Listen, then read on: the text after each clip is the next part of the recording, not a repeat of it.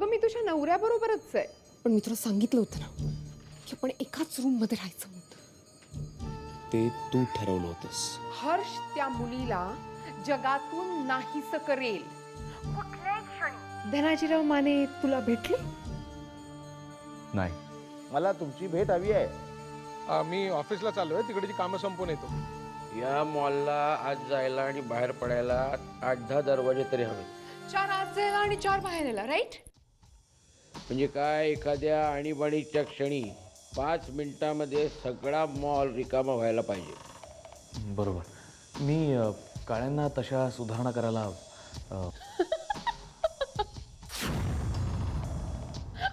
Hello, काय बरोबर आहे? आपल्या चंद्रपूरमध्ये अतिरेकी येऊन बॉम्ब ठेवणार आहेत की काय मॉलमध्ये? आता तुझं इथं काय काम आहे कळेल का मला? असं काय हो काका, मी तुम्हाला सांगितलं नव्हतं का माझ्या भावाबद्दल? निरंजन, त्याला या मॉलच्या कामात गुंतवून घेण्याबद्दल बोलले नव्हते का मी तुम्हाला? हो काय? निरंजन इतका शार्प आणि हार्ड वर्किंग आहे ना, हो की नाही Harsh? I tell you, he will be an asset to this project. किती शिकलाय तो आणि सध्या काय करतो? 12वी पर्यंत शिकलाय, पण सध्या त्याला एक्साइटिंग वाटेल असं काही काम तो. 12वी पर्यंत म्हणजे 12वी नाही आणि बेकार. पण तो इतका हुशार आहे ना काका की मी काय हर्षच सांगेल तुम्हाला, हो की नाही हर्ष? कम ऑन हर्ष, सांग ना काकांना तो किती हुशार आहे ते. हर्ष, हर्ष, तो किती हार्ड वर्किंग आहे हे तुला माहितीच आहे ना. तू तू काही बोलतच नाही, सांग ना काकांना. देऊ, हा देऊ, तुझ्या भावाला काम देऊ, पण त्याची हुशारी राजारामला पटवून दे. हा, जा जा जा जा जा.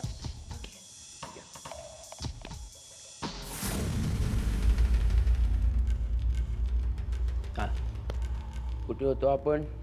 हां. तुम्ही असं म्हणत होता की या टोटल मॉलला साधारण 8-10 तरी दरवाजे असायला हवेत, तर त्या अनुषंगाने सुद्धा काही सोयी केलेल्या आहेत. अहो खैरवडे साहेब, काय झालं? आगीचा बंब असल्यासारखा धावत आलो मी. घंटा वाजवताना नाही, नशीब समजा. मोहिते, एक बाई मला नेहमी फोन करते. मग चांगलं आहे की. याचा अर्थ तुमचं तारुण्य अजूनही टिकून आहे. हा, हे पहा मोहिते, तुम्ही जर मस्करी करणार असाल तर तुम्ही गेलात तरी चालेल. या विषयावर मला तुमच्याशी काहीही बोलायचं नाही. सॉरी सॉरी सॉरी सॉरी, बोला.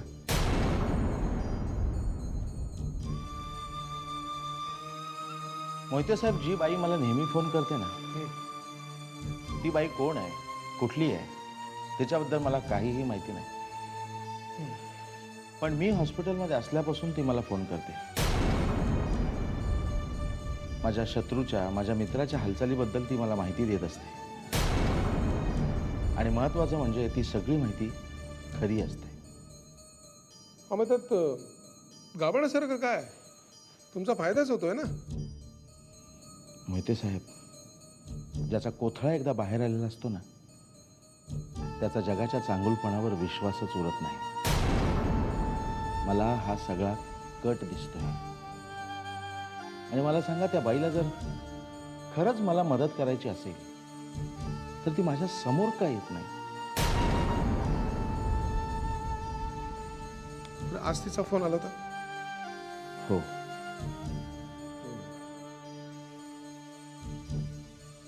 खरं म्हणा साहेब, आपण लवकरात लवकर या बाईला शोधून काढलं पाहिजे. अहो जास्तीत जास्त काय होईल?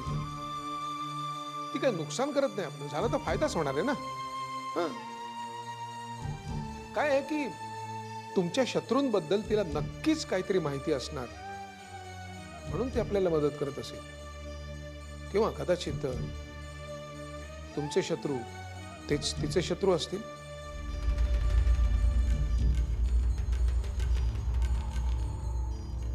असं म्हणता? असं म्हणत नाही, असंच असणार. फक्त मुद्दा एवढंच आहे की तुमचे शत्रू म्हणजे नेमके कोण? तुम्ही मागे म्हणाला होतात की काही लोकांवरती तुमचा संशय आहे, पण नावं कोणाचीच घेतली नव्हती.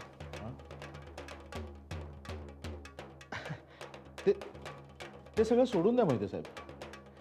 आपण तुम्ही आलात हे खूप बरं झालं. अहो मला उगाचच धाकधूक लागून राहिली होती. आपण आता तुम्ही आला आहात तर आपण थोडी नाही का, म्हणजे तुम्हाला खूप धावपळ झाली आहे, तेवढाच श्रमपरिहार होईल. नको. काय नको? धनंजय मोहिते, तुम्ही आणि चक्क दारूला नको म्हणताय? हो, आहे तसं सध्या. निघतो मी. फक्त मी सांगतो त्याच्यावरती जरा विचार करा.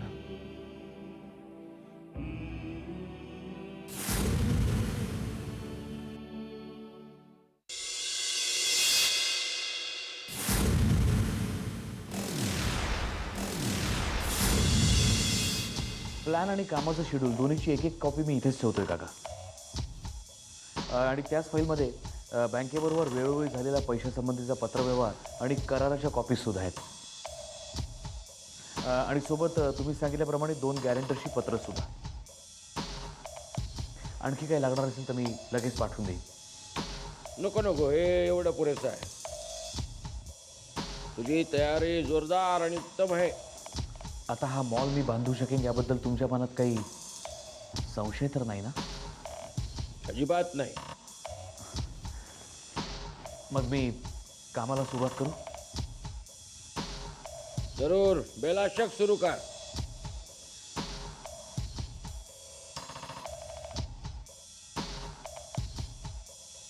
तुमचे आशीर्वाद असू द्यात काका. ते तर आहेतच रे. कामाला सुरुवात कर आणि शेवटपर्यंत असं चांगलं काम कर की मला किंवा तुझ्या सासऱ्याला तुझा अभिमान वाटला पाहिजे. काय झालं? नाही, सासऱ्याचं नाव काढतात, तोंड उतरलं का तुझं? नाही तसं नाही काका. तुम्हा दोघांनाही अभिमान वाटेल असं काम करणं म्हणजे खूपच टेन्शनचं आणि जबाबदारीचं काम आहे ना, म्हणून. हा, खरं आहे. टेन्शन घेतलं की काम पण चांगलं होतं. माझं किंवा तुझ्या सासऱ्याचं टेन्शन घेण्यापेक्षा आमच्या राजारामाचं टेन्शन घे. एक वेळ देव प्रसन्न होईल, पण आमचा राजाराम प्रसन्न होणं फार कठीण आहे.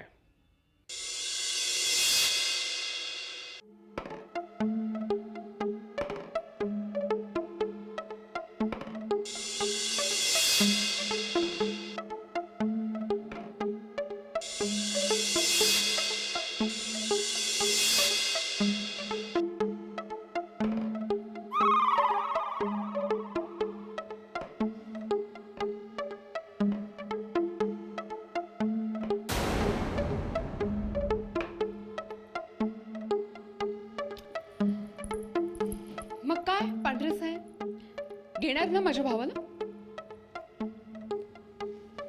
कुठे? कशाला?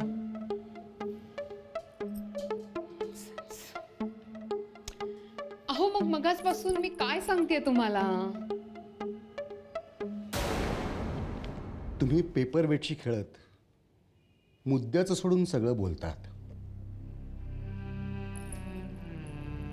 माझ्या भावाला चंद्रपूरच्या मॉलच्या प्रोजेक्टमध्ये निदान सुपरवायझर म्हणून तरी घ्या, असं मगाचपासून सांगते मी तुम्हाला.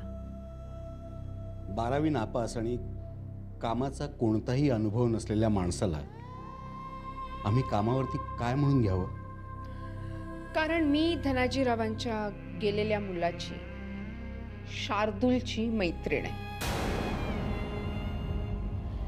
धनाजीरावांचीच माझ्या भावाला घ्यायची इच्छा आहे. आणि तुम्ही त्यांच्या इच्छेचा मान ठेवणार आहात ना? तुमच्या भावाला भेटायला सांगा मला. त्याची काही गरज आहे असं वाटत नाही मला. माणसाला न पाहता त्याला कामावरती ठेवायची पद्धत नाही आहे आमच्यात. हं? मी दादांना विचारून पांढरे साहेब, एवढ्या मोठ्या बिझनेसमध्ये एवढ्या छोट्याशा गोष्टीसाठी तुम्ही धनाजीरावां इतक्या मोठ्या माणसाला त्रास देणं मला योग्य वाटत नाही. आणि तसंही तुम्हीच सगळं ठरवणार आहात असं त्यांनीच मला सांगितलं, तेव्हा पुन्हा त्यांना ठीक आहे, मी कळवतो. ओ कम ऑन पांढरे साहेब, आत्ताच काय ते नाही, मला होत सांग प्लीज.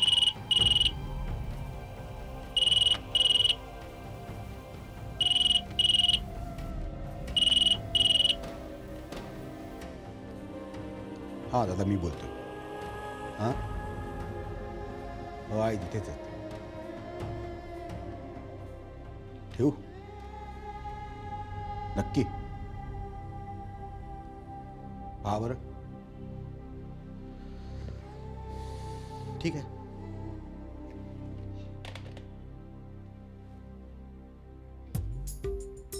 बाई, तुमचं काम झालंय. खरंच? प्रॉमिस? Thank you so much. तुला माहिती आहे, I am so happy. Thank you so much. Okay, मी तुम्ही goodbye. Okay, thank you once again.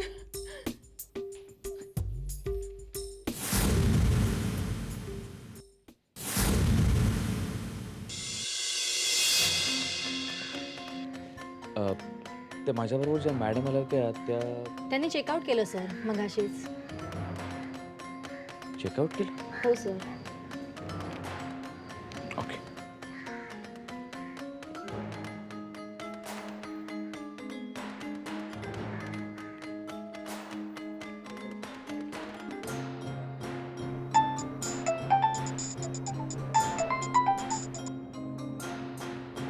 हाय डिअर. तू अशी निघून का गेलीस? ज्या कामासाठी आले होते ते काम तर झालं नाही. आणि तसे होतं कोण तिथे माझं? पण येताना आपण एकत्र आलो होतो.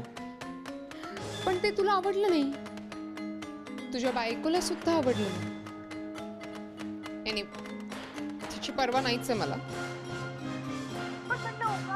माझ्यामुळे तुमच्या नवरा बायकोमध्ये भांडणं नकोत.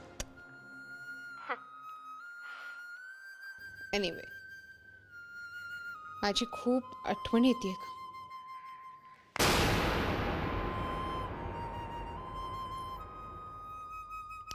फोन कट केला. राग आला वाटतं.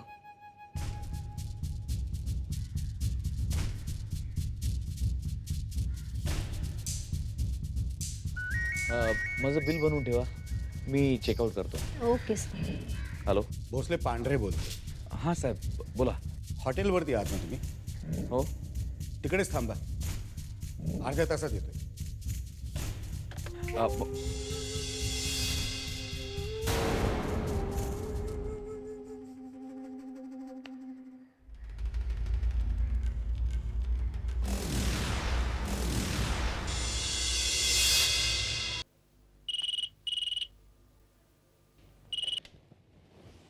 नमस्कार, रघुनाथ मोहिते बोलतोय.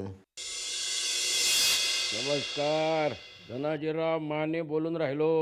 अरे धनाजी, मायले आज कशी काय याद काढून राहिला बे? यात तर रोज काढून सोडतो भाऊ. आज कामासाठी फोन घुमवला तुले. हुकुम करा. हुकूम तर आत्ताच सोडून आलो ना भाऊ. तुझा तो शिक्षण खात्याचा साहेब, त्याला दम भरून आलो. ग्रँड द्यायला जरा जरी कचकच केली तर चड्डी काढून फटके देईन म्हणालो. ऑफिसातलं कार्पेट ओलं करून सोडलं पट्ट्यात. म्हणजे धनाजी आता आमच्या ग्रँडचे पैसे स्वतः घेऊन येते बघते. बुडाला पाय लावून धावत सुटला असेल बे तिथनं. आणि पुढं येळच्या वेळेला चेक येणार बघ तुझा. नाही आला तो आहे न मी आहे. अरे धनाजी तुझे आभार कसे मानू रे बाप्पा. होत्रीत मारू का फुकणीच्या. एक तर तुम्ही स्कॉलर लोक आम्हाला गावंडळ समजून राहिले.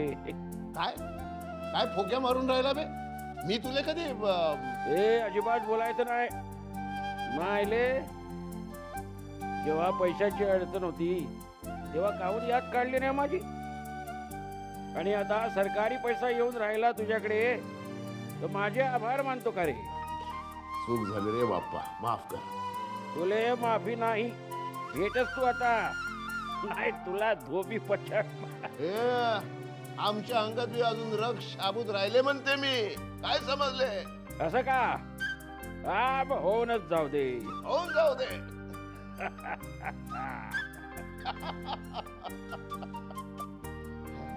चले ठेवतो आता. तू बी काहीतरी शिकव गिकव पुट्ट्याना. काय फालतू फोकराडी करून राहिला रे दोस्ता संकट. ठेवतो. अच्छा.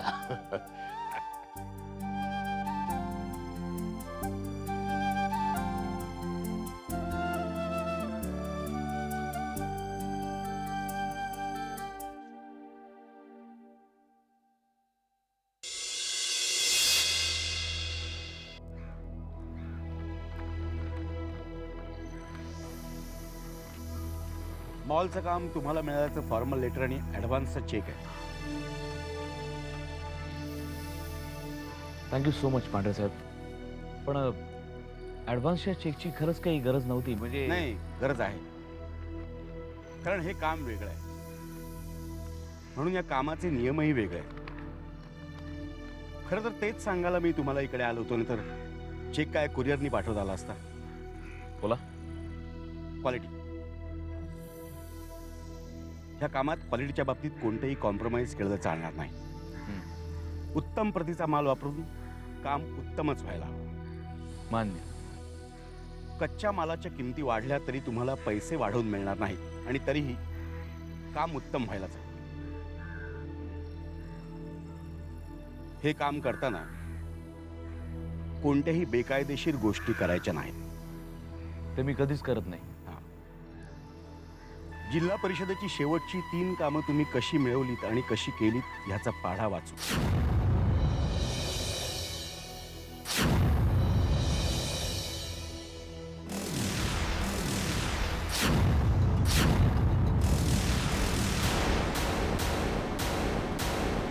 शेवटचं काम वेळेत पूर्ण व्हायला हवं. तसा कायदेशीर करार आपण करूच, पण करारातली कलमं मी फक्त तुम्हाला सांगितली. पटली असतील तर हो म्हणा, नाहीतर आम्ही वेगळा कॉन्ट्रॅक्टर बघतो. नाही नाही, काहीतरीच काय साहेब. काम काही झालं तरी मीच करणार. जोपर्यंत तुम्ही ते चांगलं करताय तोपर्यंत. म्हणजे जर का तुम्ही काम नीट केलं नाहीत किंवा झालं नाही तर काम तुमच्याकडून काढून घेण्यात येईल. हे आपल्या करारातलं शेवटचं कलम असेल.